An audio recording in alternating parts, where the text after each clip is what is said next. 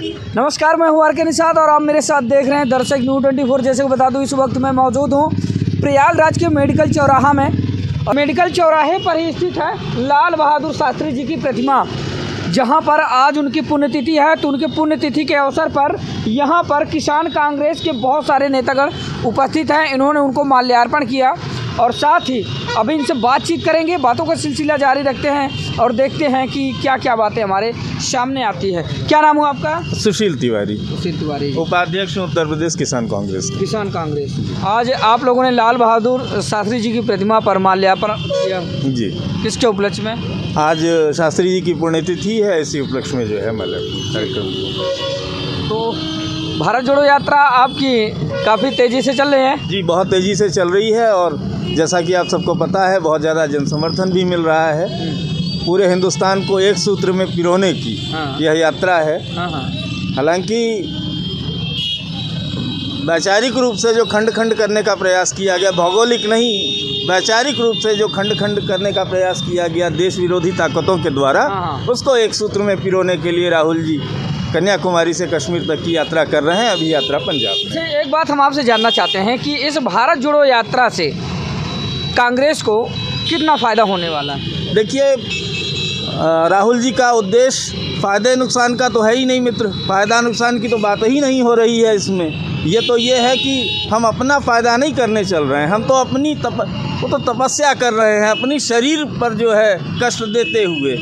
और पूरे हिंदुस्तान में जो है भाईचारा बढ़े, प्रेम बढ़े, सौहार्द बढ़े और लोगों के बीच वैमनस्यता ख़त्म हो, नफ़रत दूर हो, इस रास्ते पर चलने का प्रयास हो रहा है। रही बात फ़ायदे की, तो जैसा कि कल राहुल जी ने कहा, हिंदुस्तान तपस्वियों का देश है। जब तक हम लोग भी कर रहे हैं, तपस्या ही है कि 6 बजे भोर में जो है टी शर्ट पर चल रहे हैं और कन्याकुमारी से कश्मीर तक जो है की यात्रा है।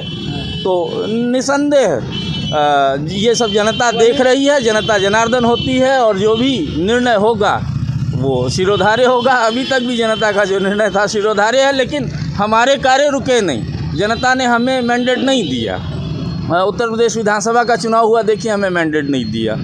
लोकसभा का चुनाव हुआ 2019-2014 में, हमें मैंडेट नहीं दिया। लेकिन हुआ क्या, ये 2014 से अब तक देश जो विभाजनकारी शक्तियों के हाथ में, फांसीवादी फासिस्टवादी शक्तियों के हाथ में चला गया, उसके कारण देश को एक रखने के लिए, हिंदुस्तान की आइन को बचाने के लिए भारत जोड़ो यात्रा की आवश्यकता थी और वह यात्रा चल रही है। भरपूर समर्थन हिंदुस्तान की जनता का मिल रहा है। बच्चों का, नौजवानों का, महिलाओं का, बुजुर्गों का, किसानों का, मजदूरों का, तो कर्मचारियों का।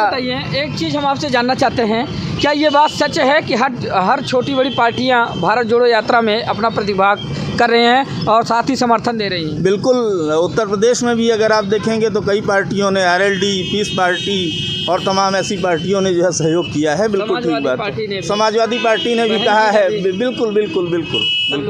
और हमारा क्या वहीं पर भारतीय जनता पार्टी का भी कुछ समर्थन मिला?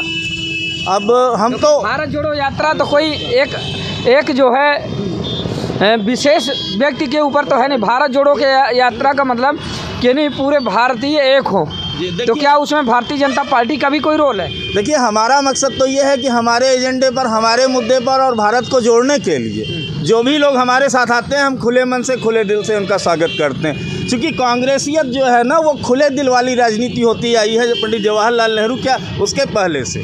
तो हम लोगों की संकीर्ण मानसिकता नहीं है, हम लोग भेदभाव नहीं करते।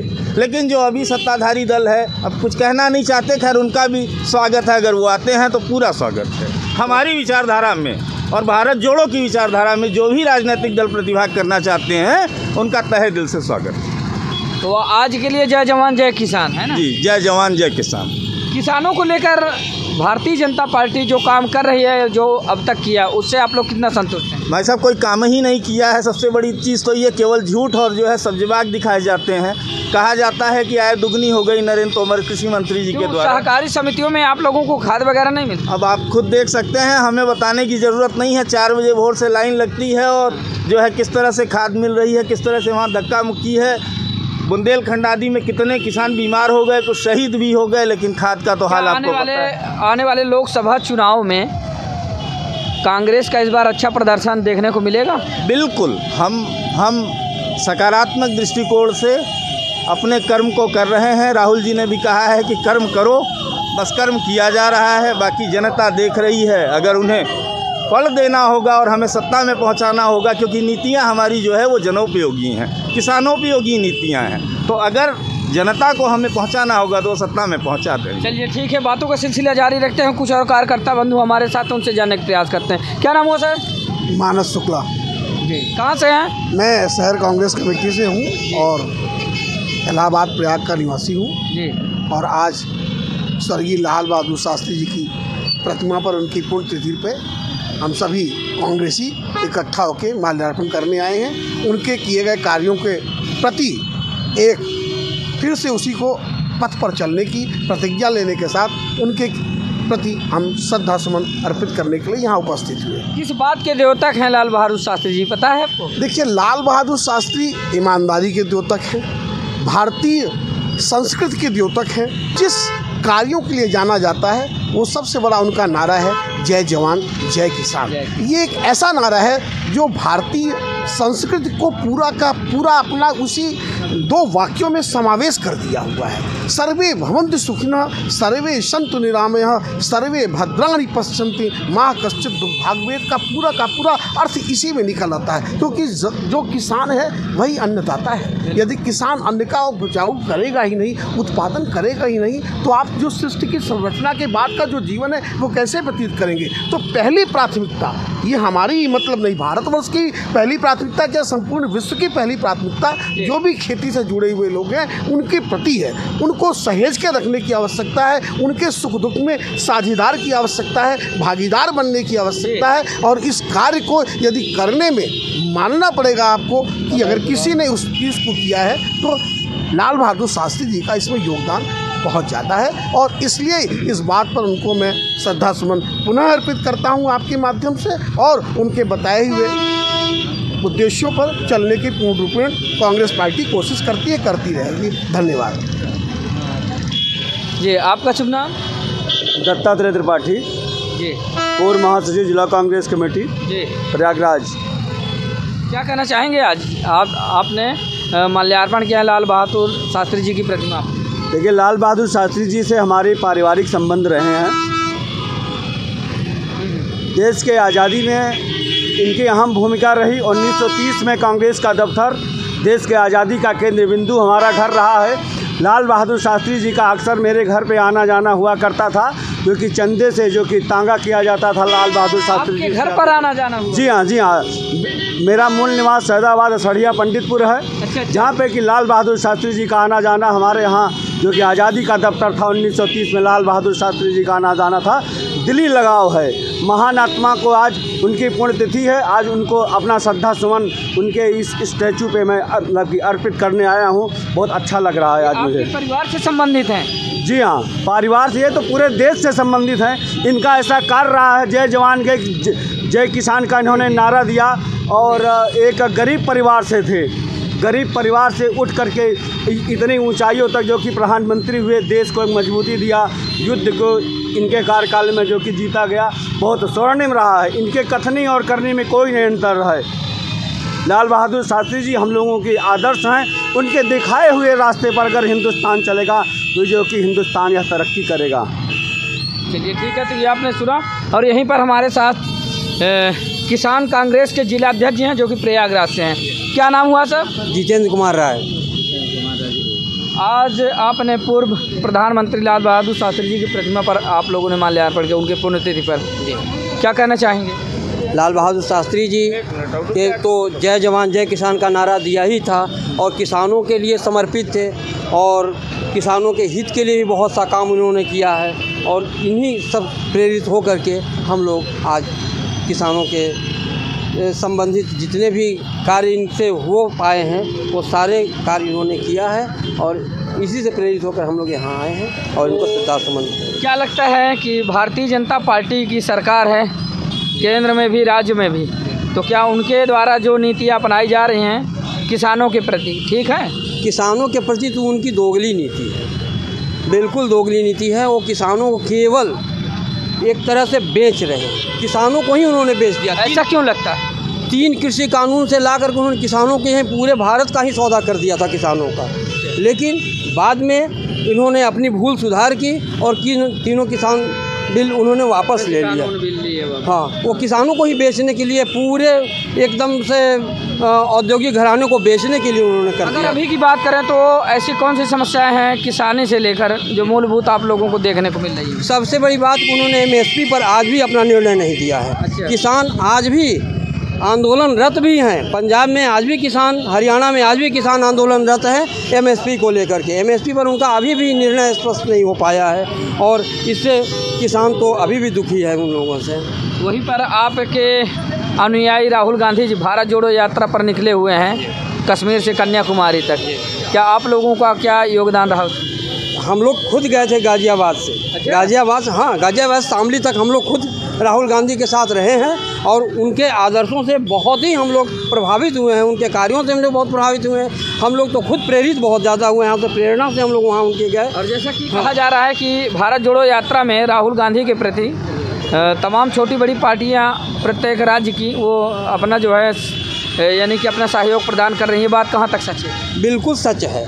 हर पार्टी, हर जितने भी जो भी भारत से प्रेम करता है, सारे के सारे लोग राहुल गांधी के साथ आ रहे हैं और जुड़ रहे हैं। राजनीतिक पार्टियां भी आ रही हैं, सब कोई करीब करीब सभी लोगों ने समर्थन दिया है, एक बीजेपी को छोड़ करके। अभी बीजेपी के अभी कोई लोगों ने मतलब कोई कार्यकर्ता तक अभी उनको समर्थन नहीं दिया है। बीजेपी के लोग तो टांग खिंचाई कर रहे हैं, वो कभी ये कह रहे हैं कि राहुल गांधी जी साधना पुजारी इन सबों के भ्रम में वो पड़ गए हैं, वो अपना वहीं पर करते हैं। भारतीय जनता पार्टी के द्वारा कहा जा रहा है कि राहुल गांधी आए दिन अपनी सहानुभूति जताने के लिए भारत जोड़ो यात्रा निकाले हैं और जिसमें वो अपनी तस्वीरें खिंचा कर जो पोस्ट कर रहे हैं, जिससे लोगों में सहानुभूति बढ़े। नहीं, ऐसा कोई सहानुभूति नहीं, वो केवल अपना कार्य कर रहे हैं। अब बात ये है, अब देखिए कहने में थोड़ा सा अमर्यादित है, लेकिन एक कहावत है, हम किसी को अलक्षित नहीं करें। हाथी चले हजार, हाथी चले बाजार, कुत्ता भूखे हजार।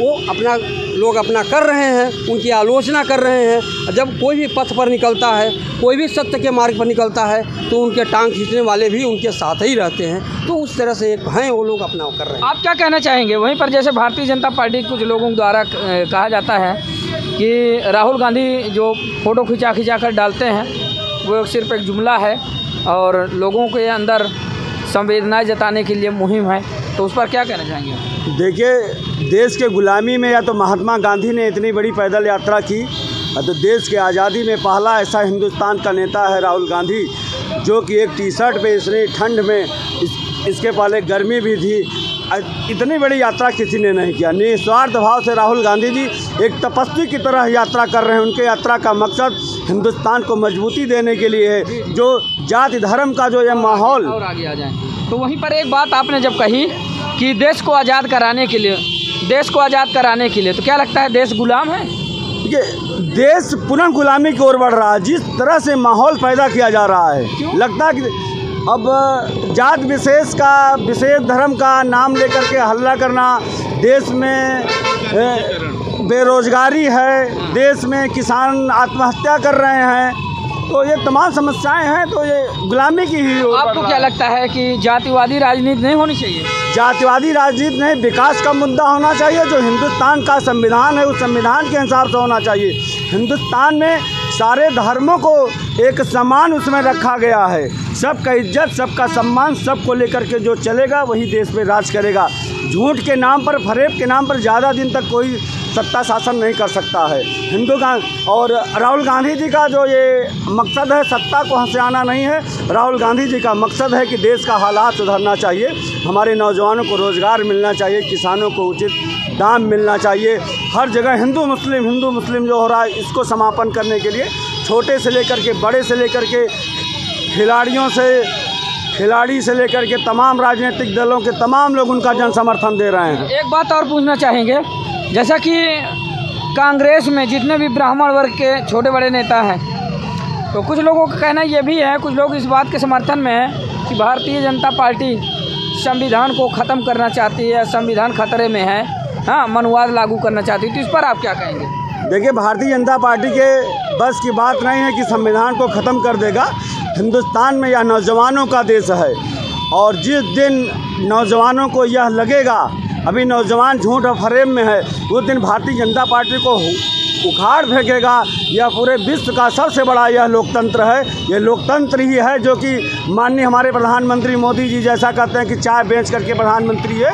ये लोकतंत्र और यह संविधान की ही देन है जो कि वो आज वो प्रधानमंत्री बने। आप संविधान पे भरोसा करते हैं मनुवाद पर? हम संविधान पे भरोसा करते हैं और संविधान में हमारा पूर्ण विश्वास है। वहीं पर लोगों को कहना है कि मनुवाद में संविधान से अच्छे रूलिंग है, नियम है, तो उस पर आप भरोसा नहीं करते? देखिए, जो चीज़ अच्छी है, जो चीज़ आप बताएंगे उसको भी मैं मानूंगा। ऐसा नहीं कि जो चीज़ आपके हिसाब से कौन सा बेटर है? हमारे हिसाब से जो हमारा संविधान बनाया गया, सारी चीज़ों को उसमें समावेश किया गया है। सब चीज़ को देख करके ही यह संविधान बनाया गया है। चलिए ठीक है, तो ये भाई साहब थे, ये भी कुछ कहना चाह रहे थे, इनसे जानते हैं। जी बताएं। देखिए, ऐसा है कि राष्ट्र निर्माण की बात लोग कर रहे हैं, भारतीय जनता पार्टी के लोग, आप लोग देख भी रहे हैं, निरंतर राष्ट्र निर्माण की बातें होती हैं और स्वदेशी की बातें होती हैं और ढेर सारी बातें होती हैं। आप लोग पूछिएगा, हिंदुस्तान में क्या भारतीय जनता पार्टी के पास एको नेता ऐसा है जिसने कि स्वतंत्रता के लिए अपना जो है एक बूंद भी खून बहाया? हमने तो आज तक अमित शाह जी हैं क्या? अमित शाह जी नहीं है अच्छे? अमित शाह जी उस समय तो जो है अस्तित्व ही नहीं रहा होगा जबकि मैं बात कर रहा हूँ।